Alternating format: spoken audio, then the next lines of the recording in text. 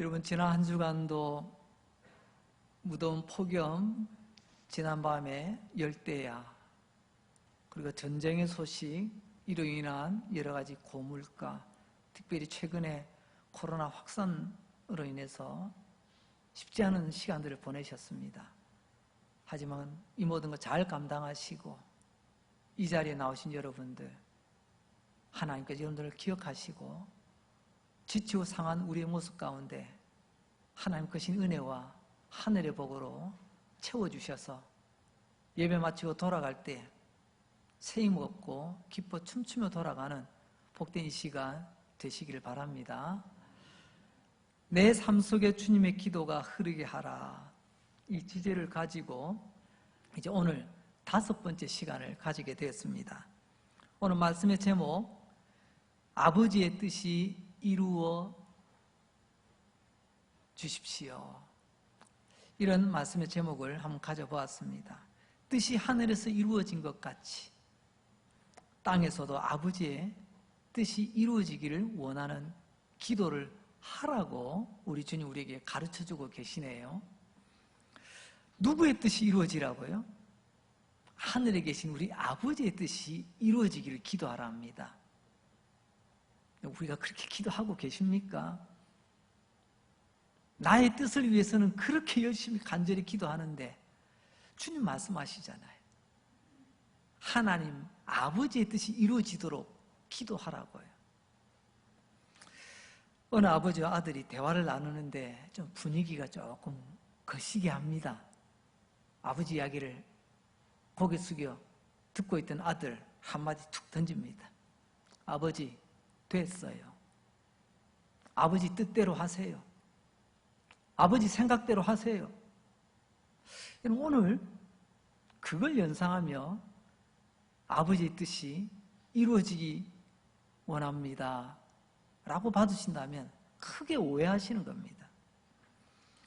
오늘 우리에게 말씀하시는 아버지의 뜻이 이루어지기를 원합니다 라고 하는 뜻은 하나님의 자녀된 우리가 아버지의 영광을 위해서 응원하고 아버지의 영광을 위해서 함성을 지르는 것과 같습니다. 뜻이라는 말, 헬라어로요, 딜레마 이렇게 씁니다. 여러분, 딜레마하고 완전히 다릅니다. 딜레마는 내가 이러지도 저러지도 못하는 참 곤란한 지경, 그걸 우리가 딜레마라고 표현하지 않습니까? 그런데 오늘 아버지의 뜻은요, 딜레마입니다.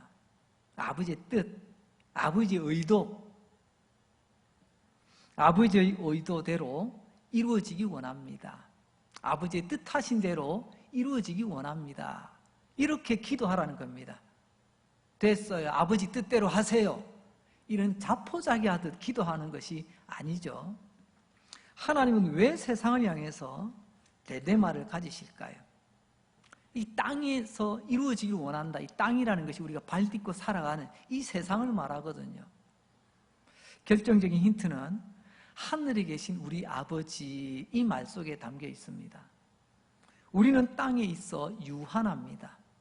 태어남이 있으면 나중에 죽을 때가 있잖아요. 그러나 우리 하나님은 하늘에 계시고 초월하시고 무한하시고 영원하신 하나님이심을 우리는 앞에서 살펴보았습니다. 그런데 중요한 것은 하늘에 계신다라는 것은요, 하늘에 구름 돗자리 깔아놓고 우리 하나님 그냥 쉬고 계신다 그런 의미가 아닙니다. 하늘에 계신다는 것은 하늘을 다스리고 계신다 이런 뜻이에요. 천사도 하늘에 있습니다. 우리 하늘 아버지께서도 하늘에 계시죠. 그런데 결정적인 차이가 있습니다. 하나님과 천사가 하늘에 있는 것, 그것은 똑같은데 천사는요, 하늘에 천사의 보좌가 없습니다. 보좌란 왕이 앉는 자리죠. 통치자의 자리를 말합니다. 똑같이 하늘에 있는 하나님, 영적인 실체 천사지만 천사는 통치권이 없어요. 그러니까 하나님께서 하늘에 계신다고 하는 말은 영원하시고 무한하시며 동시에 이 세상을 통치하고 계시다는 것입니다. 그러니까 하나님은 하늘에 계시는 통치하시는 왕이라는 말씀이죠. 자, 그런데 이 하늘에는요, 이미 하나님의 뜻, 하나님의 통치가 이루어졌어요. 이제 남은 것은 이 땅입니다. 공승 권세 잡은 자가 주관하고 있는 이 땅에도 하나님의 뜻이 이루어지기를 기도하라고 오늘 우리에게 말씀하고 계십니다. 이 뜻이라는 말, 하나님이 다스려 주십시오. 하나님께서 다스리는 것을 지난 시간 하나님의 나라에 대해서 말씀드렸지 않습니까? 하늘에 계신 아버지의 뜻은 반드시 이루어집니다. 그런데 여기서 우리가 또 오해해서는 안 되는 것은, 그렇다면 왜 예수님 이 기도를 우리에게 하라고 가르쳐 주십니까? 아니, 하나님은요, 결국 하나님 뜻대로 다 하신다면서요. 뭐 우리 할 것 없네 라고 뒷짐지고 우리는 그냥 뒤로 돌아서도 될 것 같이 보입니다. 하지만 하나님은요, 우리 없이는, 우리를 통하지 않고서는 하나님의 뜻을 이루려고 하지 않습니다. 하나님의 뜻, 하나님의 딜레마를요, 하나님은 혼자서 북치고 장구치고 다 하시는 분이 아니십니다. 오늘 주님은 우리에게 그걸 가르쳐 주시죠. 하늘에 계신 우리 아버지의 뜻이 이 땅에서 이루어지기를 원하는데 어떻게 해요? 우리를 통해서 이루어지도록 기도하라, 그렇게 말씀하십니다. 하나님이 능력 없는 분 아니십니다. 하지만 그 하나님의 능력을 우리를 통해서 나타내기를 원하시는 것을 알라는 것입니다. 그래서 주님의 기도는 암송하고 끝나는 것이 아니라 우리의 삶을 통해서 흘려보내야 되는 바로 그런 숙제가 주어지게 되는 거죠. 우리 하나님, 전능하신 하나님, 얼마든지 하나님 뜻대로 마음껏 하실 수 있지만 한번 주변을 돌아보십시오. 교회를 보시고 나라를 보시고 온 세계 역사를 보십시오. 거기에는 반드시 하나님의 사람을 통하여 교회를 움직이시고 이 나라를 움직이시고 세계 역사를 움직여 오셨던 그 흔적을 여러분은 분명히 볼 수 있을 것입니다. 이게 바로 하나님께서 하나님의 자녀들을 택하신 이유고, 하나님의 자녀인 우리가 마땅히 이 기도를 해야 될 이유가 되는 것입니다. 교회도 땅입니다. 내 주변 세계도 땅입니다. 우리 가족도 땅입니다. 하나님의 뜻이 나를 통하여 내 삶의 모든 영역에서 다 이루어지게 해달라고 이렇게 기도하라고 주님은 우리에게 말씀하십니다. 자, 오늘 그러면 이 기도가 어떻게 우리 삶 속에 흘러야 되는가, 세 가지를 살펴보려고 합니다. 첫째, 아버지의 뜻이 무엇인지 분별할 줄 알아야 된다는 것입니다. 그럼 딜레마는 돌멩이에게는 없습니다. 하늘에 떠가는 구름에는 없습니다. 다시 말하자면 이 딜레마, 뜻, 이 의도라고 하는 것은, 이 의지라고 하는 것은요, 인격체에게만 있습니다. 성경에서 인격체는요, 세 종류를 말하고 있습니다. 인간, 그리고 마귀, 그리고 하나님. 이 세 종류를 성경에서 언급하는 인격체라고 말합니다. 이 인격체는 각자의 딜레마, 뜻을 가지고 있는데요. 첫째, 인간의 뜻입니다. 인간은 인격체라고 했잖아요. 그래서 우리 인격체이기 때문에 나는 나의 의지, 나의 뜻, 나의 딜레마를 가지고 살아갑니다. 마귀도 영적인 실체입니다. 우리처럼 몸뚱이는 없지만 여러분, 영적 실체로서 인격이 있는 존재가 천사입니다. 그 마귀도 뜻이 있습니다. 그 마귀의 뜻, 이후에 나중에 살펴보도록 하고요. 세 번째로는 하나님의 뜻이 있습니다. 이 세상에 우연이라는 단어를 씁니다마는 엄밀히 말하면 하나님의 딜레마, 하나님의 의도, 계획, 하나님의 의지로 이 모든 것이 다 이루어지게 되어 있습니다. 그래서 우리는 이 아버지의 뜻이 무엇인 줄 알아야 그 아버지의 뜻이 이루어지도록 우리가 기도할 수가 있다는 거죠. 에베소서 5장 17절과 18절은 그래서 우리에게 이렇게 말씀하고 계십니다. 그러므로 어리석은 자가 되지 말고, 여러분 여기서 어리석은 자가 누굴까요? 학력이 모자라는 사람? 이런 뭐 어느 구사력이 떨어진 사람, 셈이 좀 잘 안 되는 사람, 이런 사람 아닙니다. 오늘 에베소서를 통해서 어리석은 자라고 말하는 그 뒤를 보면 알 수 있어요. 오직 주의 뜻이 무엇인가 이해하라, 분별하라는 거죠. 주님의 뜻이 뭔지 모르는 사람이 성경이 정의하는 어리석은 사람입니다. IQ도 아니고 학력도 아니에요. 주님의 뜻을 알아보느냐, 거기에 달려있다는 거죠.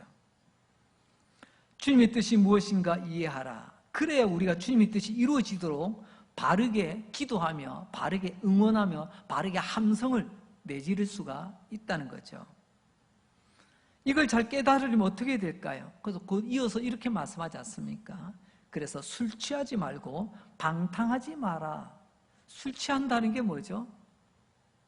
술 좋아하시는 분들이 이런 재미난 표현을 하더라고요. 처음에는 내가 술을 찾지만 먹다 보면 나중에 술이 나를 부른다. 그 말이 뭡니까? 이쯤 되면 이제 술에 푹 빠진 겁니다. 술에 빠진다는 것은 다른 표현으로 말하면 세상에 푹 빠지는 거예요. 처음에 내가 호기심으로 세상에 기웃기웃거렸지만 나중에 세상 속에 푹 빠져가지고 내 생각과는 다르게 살아가게 된다는 거겠죠. 그래서 하나님 말씀하십니다. 하나님의 뜻, 하나님의 의도, 하나님의 딜레마를 알고 기도하려면 먼저 우리가 이 세상 술에 방탕하게 빠져서는 안 된다라고 말씀하시죠. 그러면서 이제 안 될 것 아니고 적극적으로 해야 하는 것을 가르쳐 줍니다. 성령 충만하라. 여러분은 성령 충만하면 어떤 느낌이 딱 오시나요? 저는 어린 시절 조금 제게 좀 안 좋은 그런 기억들이 좀 있습니다. 성령 충만하면요, 왠지 평소에 목소리와는 다르게 갑자기 목소리 걸걸한 소리로 주여, 아니면 또 다른 또 희한한 일들이 벌어진 어떤 현상을 성령 충만인 것으로 오해받는 그런 일들이 제겐 조금 있었습니다. 그러나 하나님 은혜 가운데 다시 한번 이 말씀을 잘 살펴보니 따라서 해볼까요? 성령 충만은 말씀 충만이다. 그럼 이걸 분명히 아셔야 됩니다. 성령 충만은 다른 것 아니에요. 성령 충만함으로 하나님의 말씀이 충만해지고 말씀 충만을 통해서 하나님의 뜻을 알아가는 것입니다. 오늘 주제가 그거지 않습니까? 우리는 특별히 이번 여름 읽으며 성령 충만한 시간, 쓰며 성령 충만한 시간, 그 말씀 가슴에 담고 묵상하는 성령 충만한 말씀과 함께하는 시간을 가지고 있습니다. 이제 두 번째로 내 삶을 통해서 아버지의 뜻하시는 바, 아버지의 의도가 이루어지기 원합니다. 두 번째는요, 내 뜻에 오류와 한계가 있다는 것을 인정할 줄 알아야 된다는 겁니다. 나는 인격체이기 때문에 나는 생각이 있습니다. 그 생각이 복잡한 생각이 뭔가 하고자 하는 의지, 의도, 나의 딜레마가 있다는 거죠. 그런데 내 이 뜻, 나의 의지가 오류가 있을 수 있다. 한계가 있을 수 있다.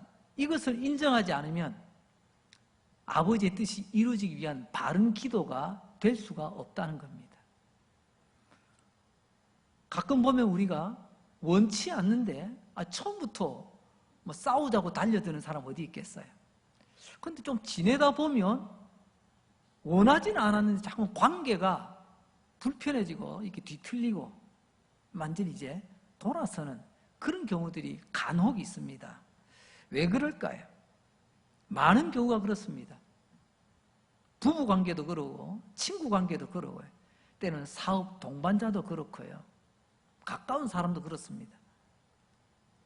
내 생각은 항상 옳고 당신은 틀렸어. 이렇게 서로가 접근되기 시작하면요, 이거는 수습이 안 됩니다. 결국 갈등이 일어나고 결국에는 헤어나올 수 없는 함정에 빠지게 되는 거죠. 이것을 다른 말로 하자면요, 영적 착오라고 우리는 부를 수가 있습니다. 분명히 나는 맞다고 생각했는데 알고 보니 이게 착오야. 우리나라에서 가장 똑똑한 사람들이 걸어가는 길 중에 하나가 프로 바둑 세계입니다. 얼마나 머리 회전이 빨라야 되는지, 이제는 뭐 컴퓨터가 뭐 앞서가고 있지만, 그 프로 기사들도 가끔 바둑을 뜨다 보면 이게 완전히 엉망이 되는 경우가 있습니다. 근데 해설자 이야기를 가만히 들어보면 이렇습니다. 아, 착각했네요. 아, 뭔가 계산 착오가 일어난 것 같습니다. 바둑은 수를 계산해야 되는데 몰라서 틀리는 게 아닙니다. 적어도 우리나라에 프로 입단이 됐다 하면요, 바둑에 대한 기본은 다 알고 있는 겁니다. 모르는 거 없어요. 근데 얼마나 빨리 계산하느냐, 얼마나 실수하지 않고 정확하게 계산하느냐, 이 차이더라고요. 초인류 기사들은요. 그 제한된 시간 하려고 하는데 몰라서가 아니라 순간 착오로 인해서 그 판을 망치게 되는 경우가 많이 있습니다. 오늘 우리도 마찬가지죠. 저도 어릴 적 학교를 버스를 타고 통학을 했습니다. 뭐 어떻게 그때 당시에 뺑뺑이 돌리는 뭐 아시죠? 저는 분명히 저는 해운대 고등학교, 해운대에서 살았거든요. 해운대 고등학교 정문 앞에서 살았습니다. 해운대 그때는 국민학교, 해운대 중학교. 그럼 당연히 다음 곳은 해운대 고등학교인데, 아니 전교생 중에서 7명이 이 뺑뺑이 돌리는데 추첨해서 제가 거기 걸려가지고 버스 타고 시내까지 나가야 됐습니다. 얼마나 불편하든지. 한 번은 집에 조금 늦게 출발했습니다. 뭐 제가 뭐 늦잠 자고 뭐 어떻게 하다 보면 늦었겠지요. 허겁지겁 막 달려가는데 차가 하나가 꿈찔꿈찔해요. 딱 보니까 저거 타면 지각 안 하고 들어갈 수 있어요. 그래서 그냥 막 죽으라는 힘 다해서 뛰어가서 겨우 올라탔습니다. 아이고, 오늘 지각 안 하겠구나 했는데, 이게 차라는 게 그렇지 않습니까? 익숙한 차는요, 어느 정도 가면 이쯤 꺾일 거야, 이쯤에서 이렇게 돌아갈 거야, 이게 몸에 쓸림이 있거든요. 그런데 사람들이 너무 많이 탔지만 붙잡고 겨우 가는데, 분명히 이쯤 되면 차가 좀 이렇게 한번 쏠릴 때가 왔는데 이게 없이 그냥 계속 가는 거예요. 아차 싶은 거예요. 그 사람들은 해짓고 지금 내가 어떤 버스를 탔지 보니까요, 제가 당시에는 해운대에서 저 시내 대연동이라고 있습니다. 부산역으로 가는 딱 중간쯤에 있거든요. 그쪽으로 가는 길이 139번입니다. 일자 뒤에 다 동글동글하잖아요. 그때 제가 좀 시력이 좀 많이 안 좋았는데 제가 급하게 뛰어다 보니까 일자는 봤어요. 대충 둥글둥글, 아, 뭐 139번이겠지. 그걸 탔는데 웬걸요, 둥글한 건 맞는데 100번이더라고요. 100번. 1 동그라미 2개. 이 100번은요 가다가 꺾이지 않습니다. 계속 앞으로 직진할만 하는. 그래서 이제 엉뚱한 곳으로 가는데, 죄송합니다, 어릴 때 정신없이 그 버스 타가지고 2교시 마치고 학교 들어갔습니다. 제가 그런 실수를 할 때도 있었어요. 뭐 지금은 없느냐? 지금은 더 많으면 많죠. 이상 생활의 착오야 뭐 어떻게 했습니까? 서울에 가끔 올라가 보면 지하철 탑니다. 평소에 자주 타는 지하철이 아니다 보니까 조심해서 타도요, 간혹 방향을 달리 탈 때가 있습니다. 그런 실수 안 해보셨나요? 뭐 일상의 생활에 그렇게 하고 끝난다고 하지만, 그러나 여러분, 우리가 하나님 앞에서 우리가 믿음으로 달려갈 때, 하나님 일을 할 때 이런 착오가 생기게 되면 나중에는 엄청난 결과를 초래할 수가 있습니다. 그래서 우리는 하나님의 은혜로 죄 용서받고 하나님의 자녀가 된 것은 맞습니다만은, 그러나 여전히 우리는 완성된 사람이 아닙니다. 예수 믿고 거듭남으로 태어나 신분은 바뀌어졌지만 아직까지는요, 우리에게는요 다듬어져야 될, 변화될 부분이 있습니다. 그래서 이 과정을 우리는 성화라고 부르죠. 이런 성화의 과정, 그것은 곧 우리에게 한계가 있다는 것을 인정하는 사람만이 건강한 성화의 길을 걸어갈 수가 있습니다. 이런 우리의 한계를 두 가지로 생각해 볼 수가 있는데요. 첫째는 내 안에 여전히 아담의 후손으로서 죄의 성을 가지고 있다는 것입니다. 우리의 본성은요, 가만 놔두면 바로 가는 게 아니라 옆길로 곁길로 빠지게 되어 있습니다. 내가 원하든 원치 않든 가만 놔두면요. 그래서 우리는 항상 정신을 차려야 되는 겁니다. 두 번째로는요, 마귀가 자기 뜻을 이루려고, 마귀도 인격체라고 했지 않습니까? 마귀의 딜레마, 마귀의 뜻을 이루려고 우리를 이용해 먹는다는 겁니다.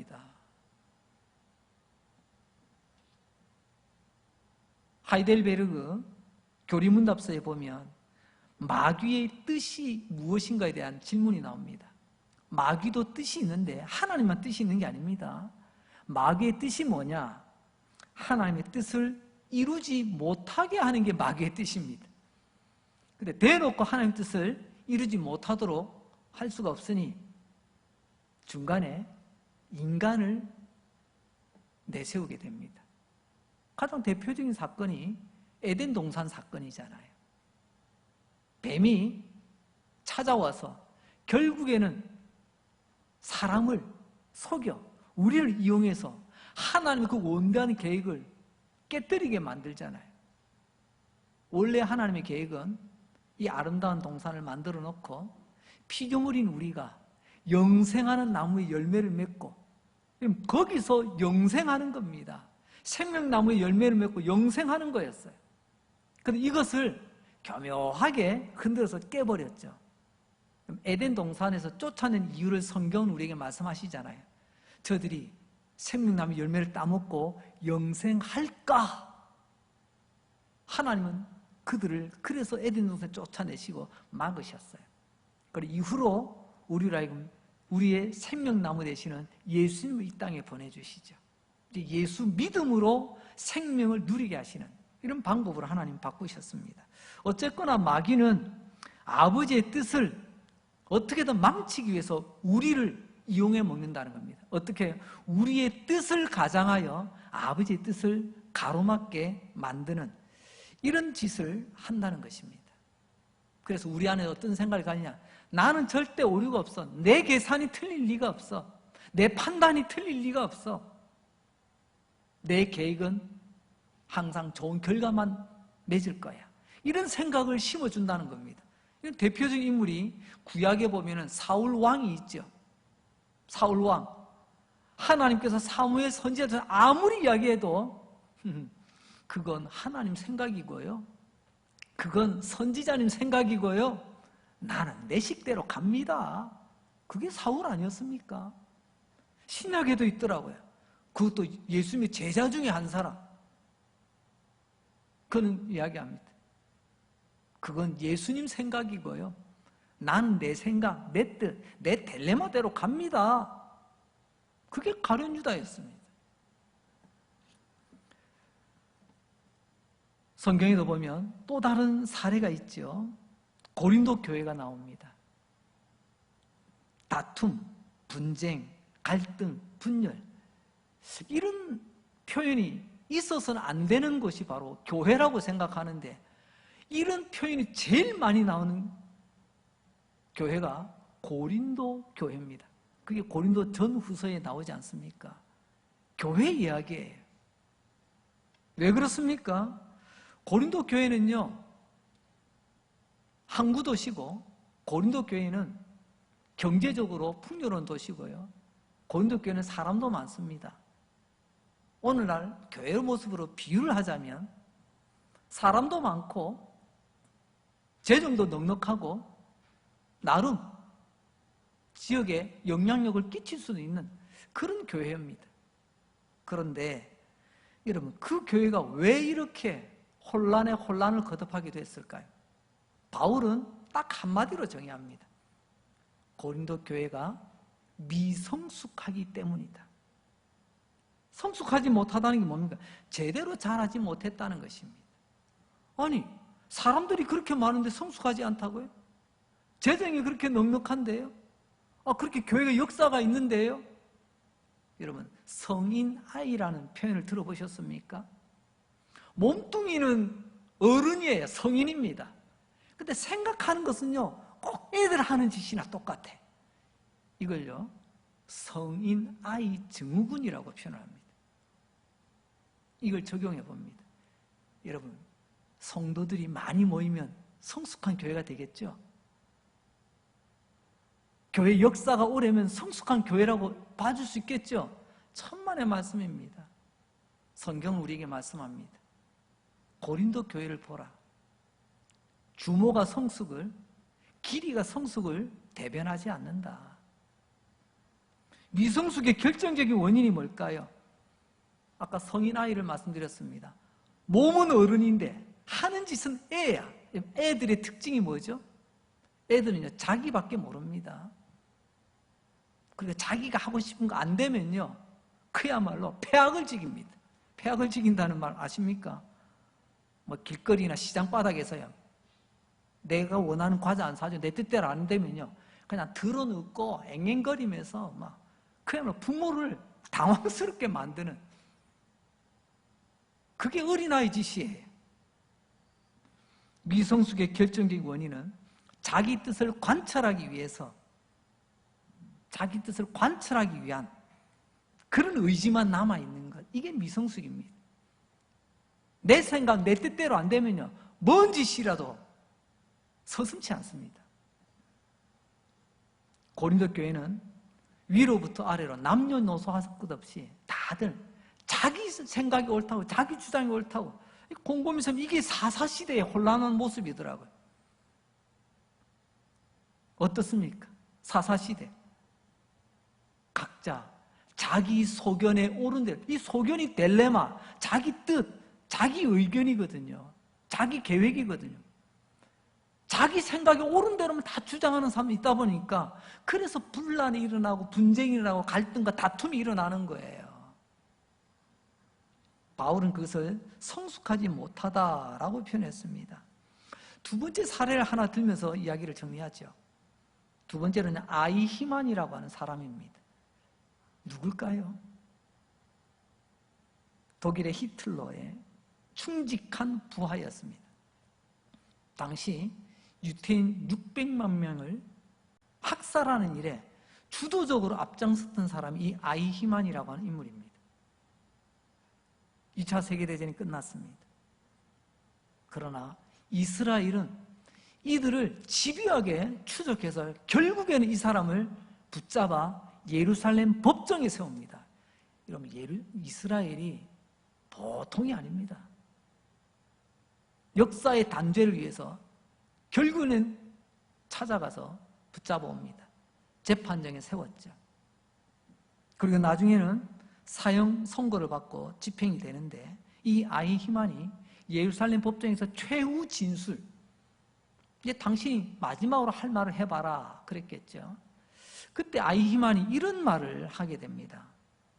나는 하나님을 두려워하는 인간이며 하나님께 순종했습니다. 우와! 아니, 유태인 600만을 학살하던 이런 학살자가 그의 입에서 나오는 말이 뭐냐면, 나는 하나님을 믿는 사람이고 하나님께 순종하는 삶을 살았다는 거예요. 이때 이 법정에 토마스 머튼이라고 하는 믿음의 작가가 참석해서 이야기를 듣고 충격을 먹었어요. 지금 우리도 이야기를 듣고, 아니 어떻게 그런 말을 할 수 있지? 라고 하겠죠. 너무나 충격을 받았습니다. 이후에 토마스 머튼이 이것을 곰곰이 생각하며 정리하는 가운데 이렇게 한마디를 합니다. 신앙의 가면을 쓴 파괴적 망상이다. 나는 내 뜻이다, 하나님 뜻인 줄 알았어. 나의 의지는 하나님이 기뻐하신 줄 알았어. 이게 아이히만이 가지고 있던 신앙의 가면을 쓴 파괴적 망상이라는 거죠. 그러면서 토마스 머튼은 우리에게 이렇게 충고합니다. 이게 아이히만 개인의 이야기일까? 우리 삶에도 교회 안에도 얼마든지 있을 수 있다는 것입니다. 나는 하나님의 뜻이라면서 결국에는요, 결과는 엄청난 파괴적인 결과를 만들어낼 수가 있다는 거죠.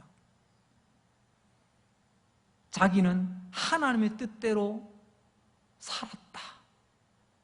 이 아이히만의 이 왜곡된 고백이 우리의 고백이 되지 않기를 바랍니다. 이런 것들이 어디서 나오느냐? 이것은 내 생각, 내 판단은 절대로 틀리지 않다.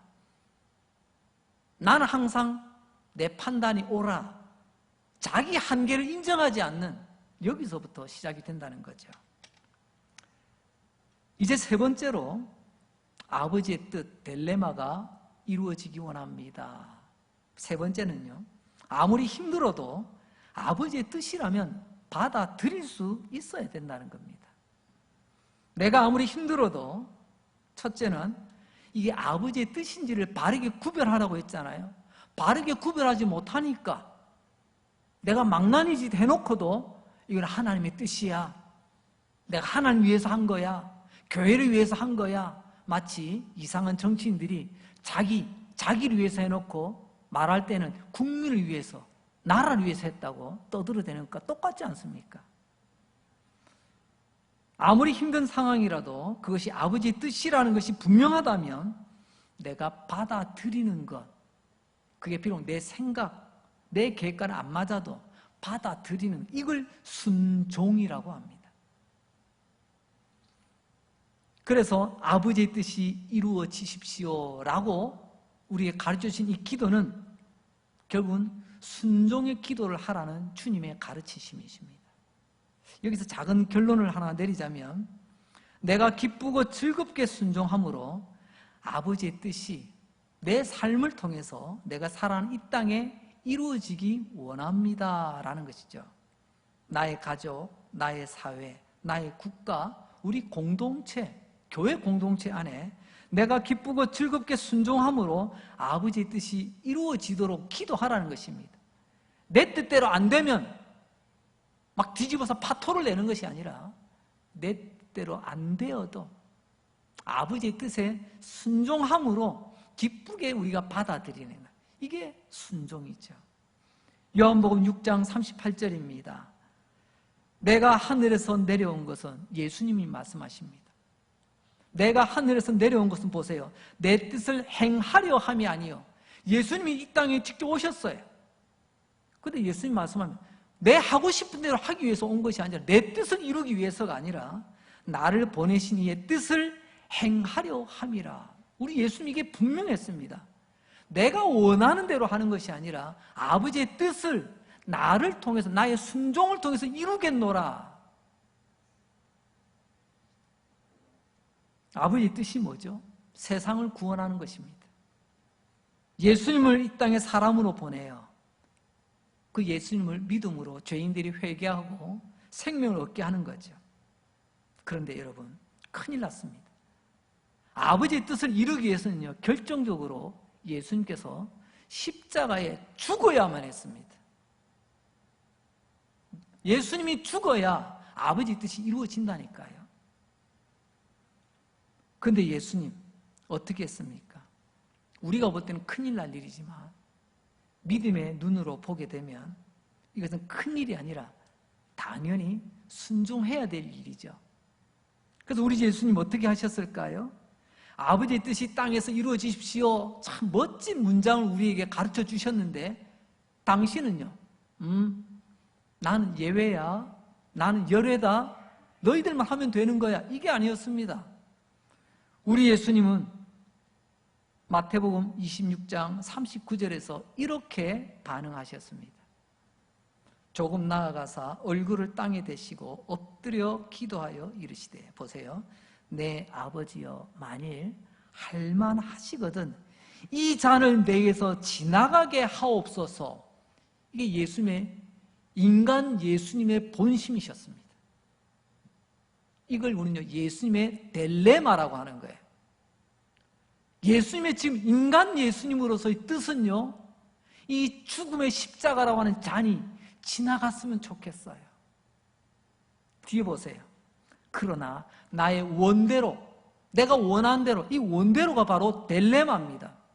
나의 원대로, 나의 뜻대로, 나의 딜레마대로 하지 마시고 아버지의 원대로, 아버지의 뜻대로, 아버지의 딜레마대로 되게 해주세요.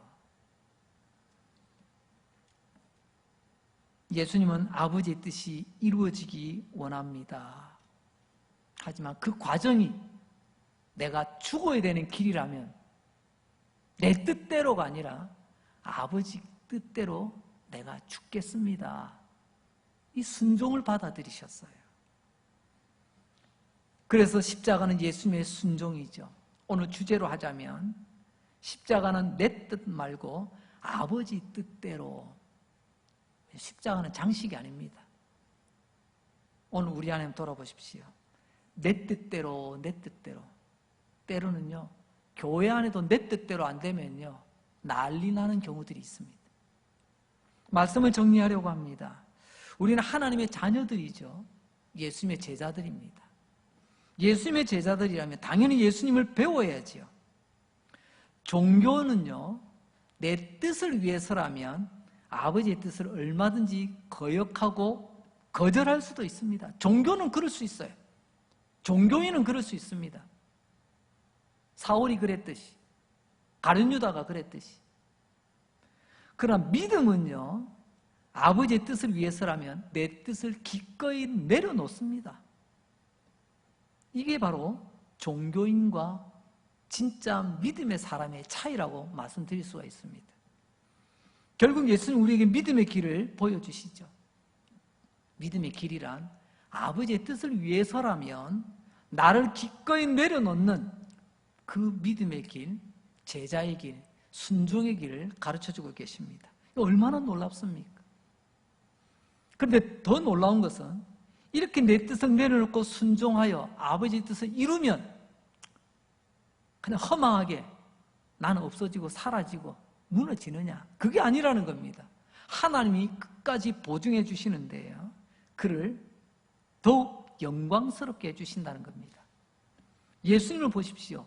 내 뜻대로 마시고 아버지의 원대로, 아버지의 딜레마가 이루어지기 원합니다 라고 할 때 빌립보 2장에 보면 아버지께서 예수님 얼마나 영화롭게 하시는지 우리에게 말씀하고 계십니다. 모든 이름 위에 뛰어난 이름으로 예수의 이름을 세워주십니다. 빌립보서 2장 9절입니다. 이름으로 하나님이 그를 지극히 높여 모든 이름 위에 뛰어난 이름을 주사. 예수님은 나의 원대로 마시고 아버지의 원대로 내 자신을 던졌어요. 순종함으로 던졌어요. 그랬더니 아버지께서 그를 책임져 주십니다. 아니, 더 영광스럽게 세워주십니다. 이후에 마태복음 7장 21절에서 우리 예수님 이렇게 말씀하시죠.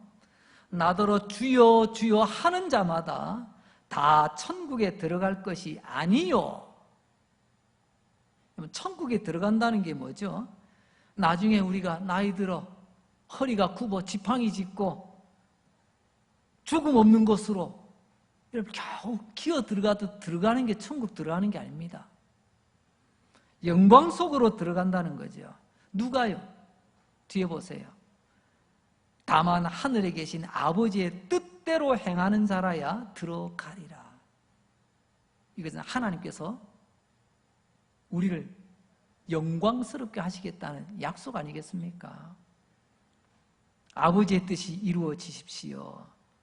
오늘 주님께서 가르치신 이 기도가 얼마나 우리에게 중요하고 얼마나 영광스러운 것인가를 살펴보았습니다. 다시 한번 우리 주님 이 아침에 가르친 이 말씀을 기억하고 복되게 걸어가시는 우리 모두 될 수 있기를 주의 이름으로 축복합니다. 기도하겠습니다. 하나님 아버지 감사합니다. 오늘도 주의 이름으로 모여 찬송하고 기도하고 말씀 가운데 은혜 받게 해주시니 감사합니다.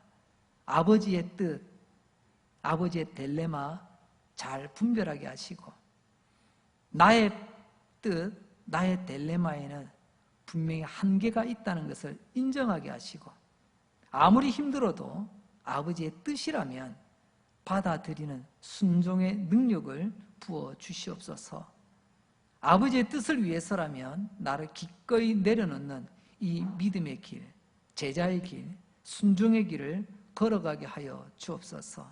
장차 아버지의 뜻대로 행함으로 아버지의 영광에 들어가게 하여 주옵소서. 주님, 주님은 능력이십니다. 우리 가운데 아픈 자 고쳐주시고, 묶인 자 풀어주시고, 사로잡힌 자 자유를 허락하여 주시옵소서.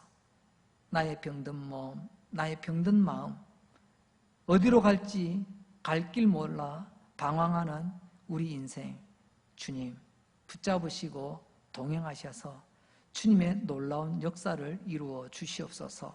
예수님 거룩하신 이름으로 기도합니다. 아멘.